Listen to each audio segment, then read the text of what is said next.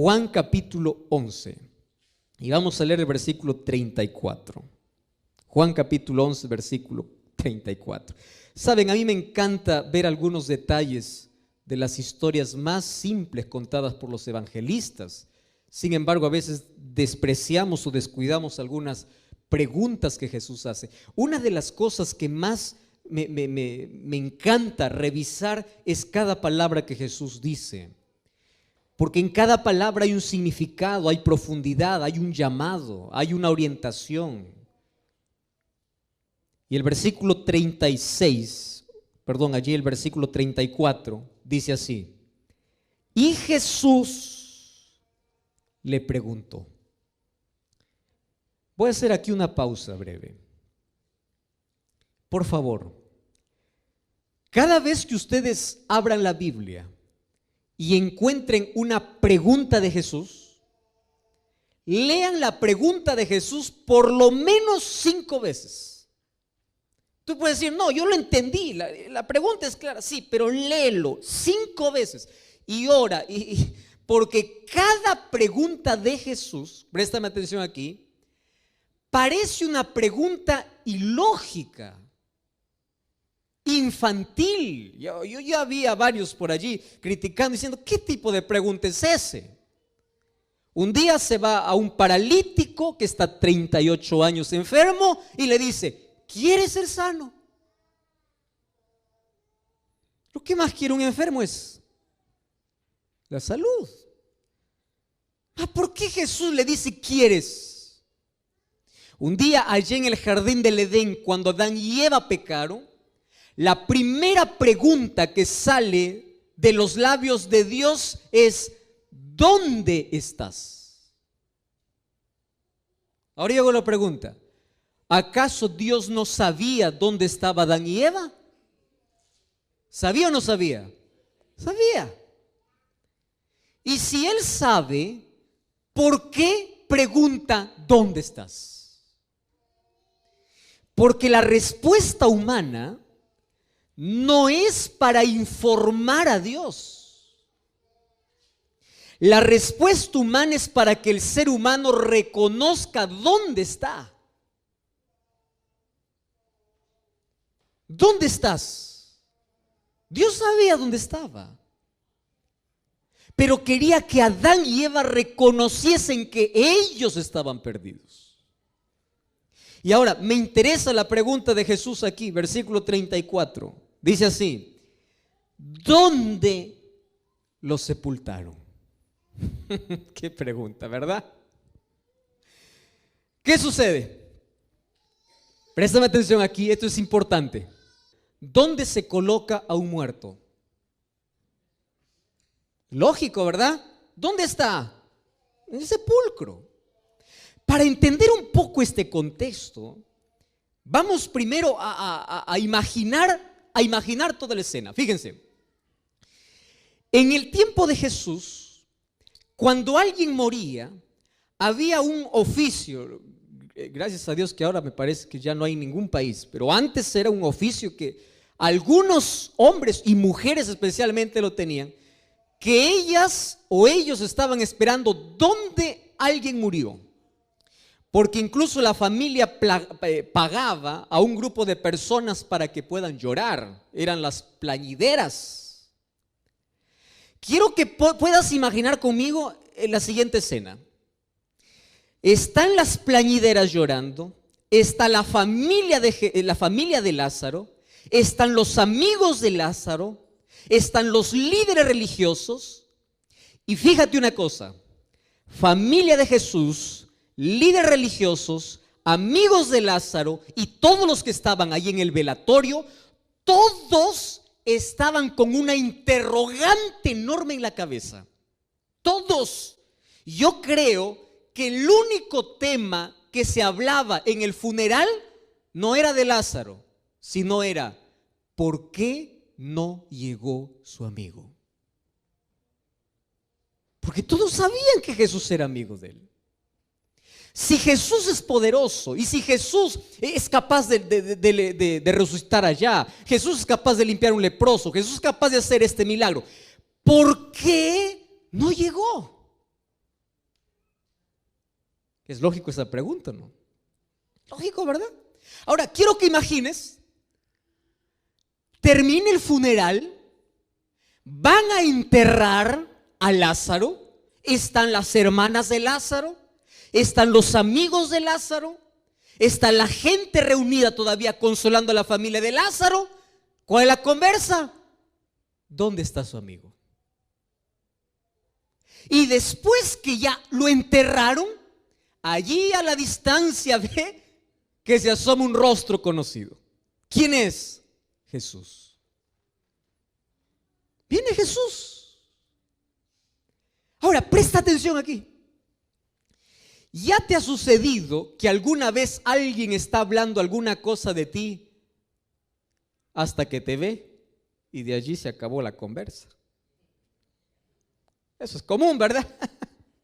Todo el mundo, y mira, y Jesús nos llegó, oye, sí, y qué tipo de amigo es ese, oye, y yo escuché de que él hace milagros, cuando de pronto, espera un momento, alguien está llegando.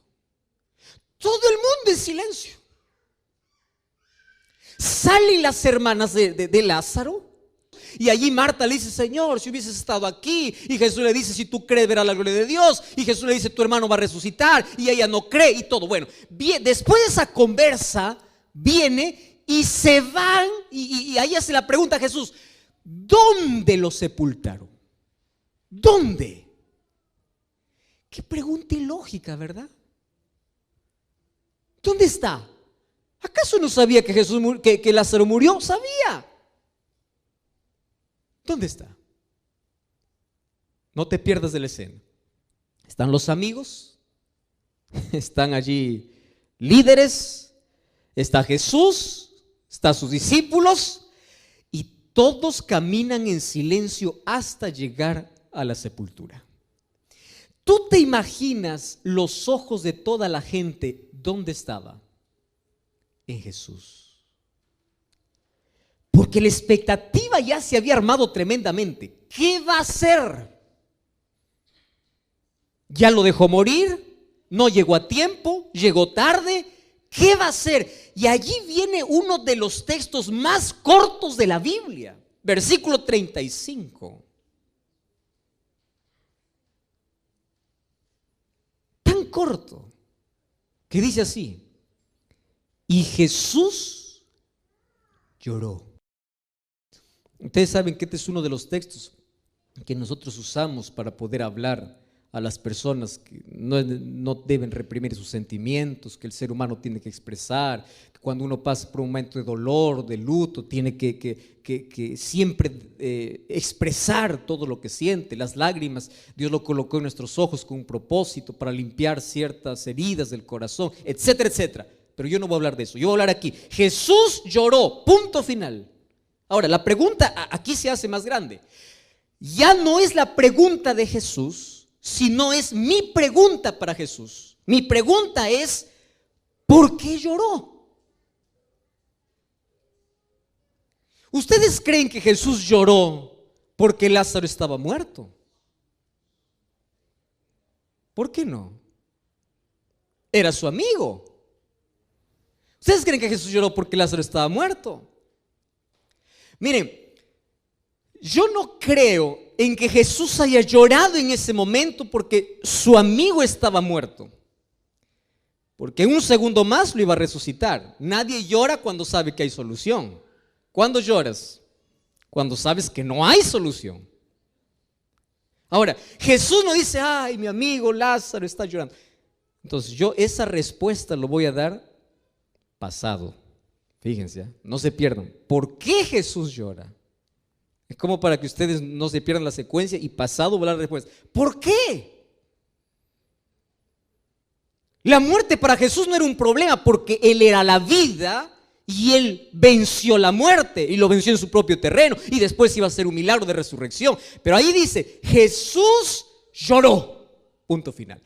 Y de allí cambia un poco la historia, y en el versículo 37 dice así: los judíos decían: miren cuánto lo amaba. Y algunos allí objetaban, decían: no, ¿este acaso que abrió los ojos al ciego no podía hacer que su amigo no muriese? Ahí estaba la conversación. Ahora, fíjense una cosa. Y de allí Jesús manda hacer algo. Miren, vamos ahí al versículo 38. Entonces Jesús se encaminó para la tumba y dice que era una gruta cuya entrada tenía una puerta y en la puerta, ¿qué cosa había? Una piedra. Entonces Jesús ordenó. ¿Y cuál fue la orden de Jesús? Quitad la piedra. Tú sabes que cuando una persona era enterrada en el tiempo de Jesús, solamente se movía la piedra cuando otro familiar moría. Era la única razón para poder mover una piedra, porque iba a entrar alguien más a ocupar aquella tumba. Pero aquí está fresquecito, ¿verdad? O ya está en estado de descomposición Lázaro. Imagínate 4 muertos, yo no sé, o 4 días muertos. Yo no sé si tú alguna vez fuiste a algún lugar. Esto especialmente ocurre en los países hispanos. Acá parece que es totalmente diferente la cultura. En algún lugar donde lo tienen a los cadáveres más de 2 días velando. ¿Tú has estado en alguna reunión así?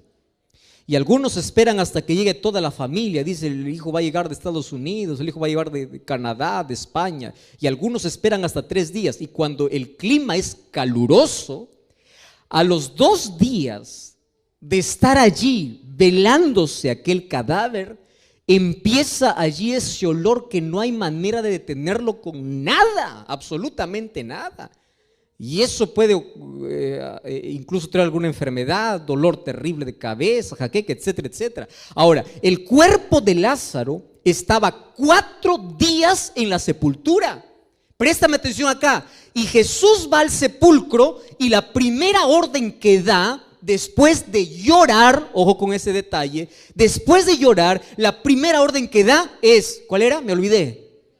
Muy bien, sí se acuerdan felizmente. Quita la piedra. Ahora, ¿por qué le dice quita la piedra? Acompáñenme conmigo a este pensamiento.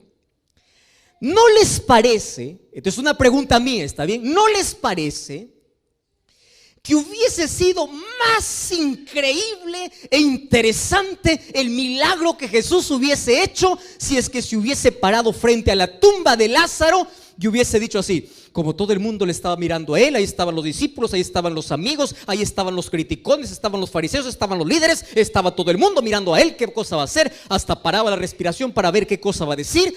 ¿No les parece que hubiese sido más interesante para Jesús respirar profundo, mirar para todos y decir así: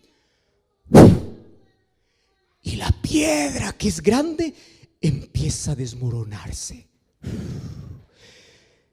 ¿No les parece que hubiese sido un show interesante?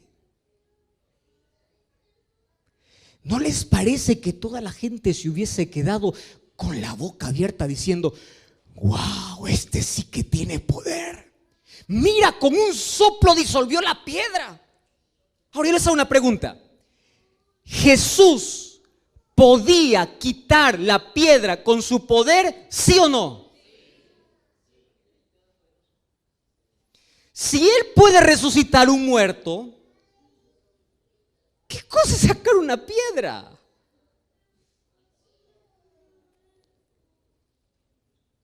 Ahora no te pierdas aquí en ese pensamiento. Para Jesús, o para muchos, lo más lindo, entre comillas, hubiese sido aquel que tuvo poder para crear el mundo, las plantas y todo lo que existe. Hubiese sido más interesante mirar la piedra, hacer un gesto, quitar la piedra y todos hubiesen aplaudido, hubiesen dicho: wow, este es Jesús maravilloso, mira cómo a la piedra lo disolvió, tremenda piedra que solamente lo mueven 10 personas, él solamente lo hizo con el poder de su palabra. Él pudo haber hecho eso, pero no lo hizo. ¿Por qué? Allí viene la pregunta más interesante. ¿Por qué? Queridos, escúcheme acá. Porque a Dios le gusta, y ustedes van a revisar en toda la Biblia, que todos los milagros, todas las veces que Dios aparece para intervenir y actuar en la historia humana, escúchame acá, siempre pide cooperación humana. Repite conmigo la palabra cooperación. Una vez más, ¿qué palabra? Cooperación. Una vez más, ¿qué palabra? Te voy a hacer ejemplos. Un día el pueblo de Israel está frente al mar. Adelante, acá hay una montaña. Detrás está el pueblo enemigo, está el faraón con sus carros. Aquí delante está el mar. Ellos no tienen a dónde correr. Empiezan a clamar a Dios y Moisés se va a Dios. Le dice: Señor, ¿ahora qué hacemos? Nos vamos a morir aquí en el desierto. Y allí Dios le da una orden a Moisés y dice: bueno, está bien, voy a abrir el mar. ¿Correcto? Muy bien. Pero Moisés levanta la vara. Yo hago una pregunta: ¿la vara de Moisés tenía poder? ¿Y por qué Dios hace levantar una vara? Te voy a hacer otro ejemplo. En Siria o en Asiria había un hombre llamado Naamán,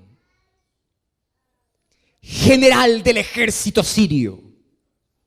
La Biblia dice: hombre fuerte, valeroso, poderoso, impecable, pero leproso. ¿De qué le servía tanto cargo, tanto poder, tanta influencia, tanta riqueza, tanta fama, si por dentro se estaba pudriendo? Se estaba cayendo. No le servía de nada. Pero allí nuevamente la conjunción adversativa. Él tenía en su casa a una niña que había traído como cautiva de allá del pueblo de Israel. No sabemos ni siquiera su nombre. Y esta niña tuvo pena de su jefe y se va la esposa de Naamán y le dice: mira, yo sé quién puede sanar a tu marido. ¿Quién? Yo tengo un Dios. Y mi Dios tiene un profeta. Y si él se va, yo sé que le voy a sanar. Mira la fe de una niña. Nunca pierdas una oportunidad para hablar de Dios. Porque tú no sabes qué milagro puedes estar tú creando en la vida de alguien. Y allí la esposa le habla a Naamán y Naamán habla con el rey, hace las cartas para el rey de Israel y le manda allí con oro, con vestidos, con tanta cosa, ¿verdad? Y tú no creas que Naamán iba solo, él era general, él iba reguardado, iba allí con 4 o 6 hombres. Allí montó su caballo, fue para tierra de Israel y cuando llegó a la tierra de Israel se fue al rey. El rey de Israel le dijo: yo no sé nada, pero ándate al profeta. Se fue al profeta y cuando llegó a la casa del profeta, tocó la puerta y Dios ya le había hablado al profeta y le había dicho: mira, aquí va a venir un leproso. Él ya sabía. Y cuando Naamán estaba tocando la puerta, tú sabes que una persona cuando empieza a tener un tipo de estatus siempre espera los mejores recibimientos. ¿O no es así? Y cuando alguien no le recibe bien, empieza a chasquearse, porque empieza a sentirse más importante que los demás. Ese espíritu de superioridad es una hinchazón. Alguien lo dibujó, el orgullo, la soberbia, como un hinchazón. Uno parece grande, pero si tú le pones algo se desinfla, ¿verdad? La hinchazón es una enfermedad, la hinchazón no es natural. Y la soberbia, el orgullo es una hinchazón. Te hincha, te infla, pero eso es una hinchazón que causa enfermedad. Eso no es natural. Ahora, se fue allí Naamán y él, ¿qué cosa esperaba? Oh, él esperaba que el profeta salga, le diga: mi señor, ¿cómo está usted? Oh, qué bienvenido a la casa. Mire, aquí tengo una alfombra para usted. Aquí tengo usted necesita agua, necesita alguna cosa. Nada. El profeta, ¿qué cosa hace? Le manda a su criado y le dice así: anda, dile a ese hombre que se bañe 7 veces en el Jordán. 7 veces le dice. Ni siquiera sale el profeta, sale el criado. Y sale el criado. Quiero que tú imagines la cara de Naamán cuando ve el criado que le dice: mire, mi señor dice que se vaya a bañar 7 veces. Ojo, y no en cualquier río, en el río Jordán. ¿Está bien? Allá. Y esto enfureció, obviamente. Cerró la puerta, no había bienvenida, no había aplauso, no había nada. Y allí Naamán empieza a regresar furioso y dice: ¿qué se ha creído este? Me manda a bañarme, todavía un río cochino, el Jordán. Yo tengo mejores ríos. ¿Y yo qué voy a hacer allí bañándome 7 veces? Yo quiero que me curen de mi lepra. Y yo no sé, uno de sus generales le dice: pero ¿qué pierde entre muerto y muerto? Es la única solución que tiene. ¿No le parece que tiene que intentarlo? Y se fue. La historia bíblica dice, 1 Reyes capítulo 5, que él se fue. Y se fue al río Jordán. Yo no quiero imaginar la cara de los que le estaban resguardando. Yo imagino ahí conversando entre ellos: mira, si no sucede nada, tenemos que escaparnos porque nosotros lo obligamos a traer acá. Imagínate, ya hay un general furioso. Y él se sumerge. Una vez sale, nada. 2, nada. 3, nada. Imagino que ellos están contando desde la orilla. Faltan 4. 4, nada. 5, nada. 6, nada. Imagínate el miedo, no sucede nada. 6, y ahora falta el último. Inténtalo, la última, porque dijo 7. Y se sumergió la 7ª vez, y cuando salió dice que su carne era como de un niño. Escúcheme acá. Milagros acontecen a quienes obedecen. Voy a repetir esto, ¿está bien? Milagros acontecen a quienes obedecen. ¿Y qué sucede? Dios, te hago la pregunta, ¿podía curar la lepra de Naamán sin que lo mande bañar 7 veces al río? ¿Podía o no podía? ¿Y por qué lo mandó bañar? Cooperación. Escúchame acá. Dios nunca te va a pedir aquello que tú no puedes. Pero escúchame otra cosa. Dios nunca va a hacer por ti lo que tú sí puedes. Voy a repetir esto, ¿está bien? Dios nunca te va a pedir aquello que no puedes. Pero también nunca va a hacer aquello que tú puedes. Y escúchenme acá, queridos. Así es la salvación. ¿Qué cosa es la salvación? Es un regalo de Dios. Y Dios te ofrece su salvación. Pero cuando tú recibes la salvación, ¿qué cosa es lo que hace la gracia en tu vida? La gracia de Dios te torna fiel, obediente, obedece su ley, obedece sus mandamientos, hace la voluntad de Dios, porque la gracia de Dios te transforma, porque los milagros y la salvación acontecen en cooperación. Dios es quien te salva, ¿está bien? Es Dios quien te salva. Pero el ser humano, cuando recibe la salvación, se torna obediente. No discute las cosas con Dios.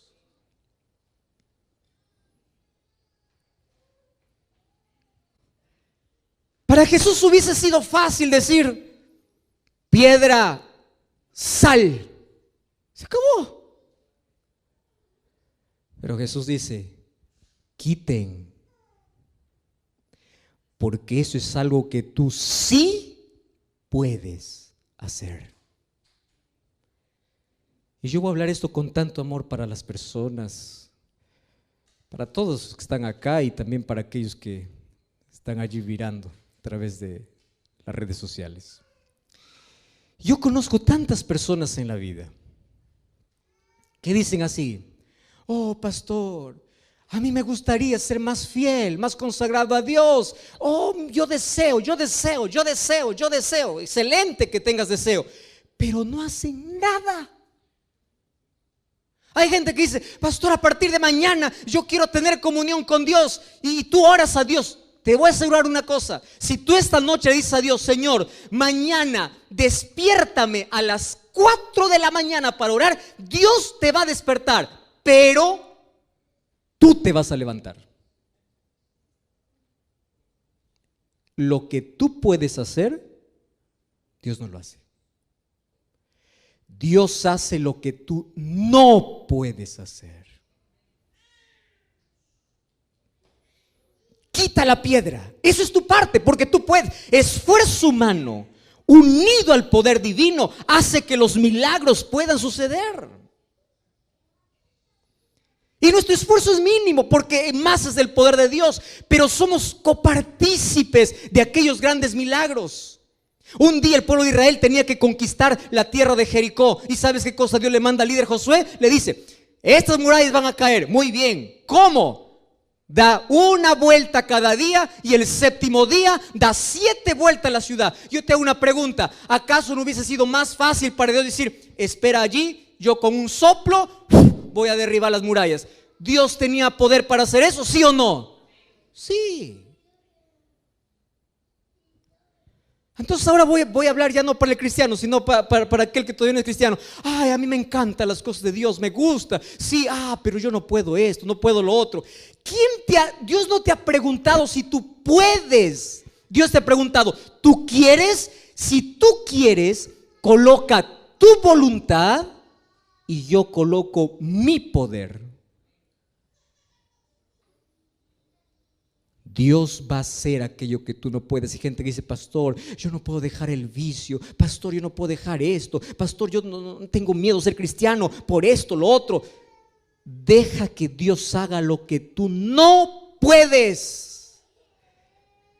pero empieza a hacer lo que tú sí puedes. ¿Qué cosa es lo que tú sí puedes? Aferrarte de Jesús, caminar con Jesús, orar más, estudiar la Biblia, alimentar tu fe, crecer en fe, aferrarte de Jesús. Y cuanto más te aferres de Jesús, Jesús va colocando su gracia en tu vida, su voluntad en tu vida, su ley en tu vida. Tú te vuelves un obediente natural, tú empiezas a caminar con Jesús, eres una persona feliz. Y ya no estás contando qué hacer y qué no hacer, sino que disfrutas de la compañía de Jesús. Porque su poder cambia tu vida, pero su poder no hace aquello que tú sí puedes hacer. Queridos, escúchame aquí lo que voy a decirte. Si la piedra no sale, el milagro no sucede. ¿Quién va a quitar la piedra? Yo. Me encanta esa respuesta. ¿Quién va a dar la resurrección? ¿Y quién va a quitar la piedra? Una vez más. ¿Quién va a resucitar? ¿Quién va a hacer el milagro de la resurrección? Jesús. Pero ¿quién va a quitar la piedra?